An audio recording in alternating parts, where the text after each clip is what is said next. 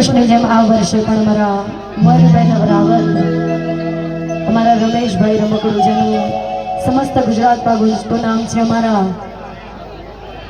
પકાભાઈ, મારા પ્રકાશભાઈ કલુલ, એમના આમંત્રણને માન આપીને હું અહીંયા પધારી છું. મારું દીપોરામ ગ્રુપ હોય અને અમારા ભાઈએ સરસ મજાની મોજ કરાવી. અમારું રણાજી સાઉન્ડ કુલવડા માં દશામાને યાદ કરતા ગાવું હોય ત્યારે દેવ શું કે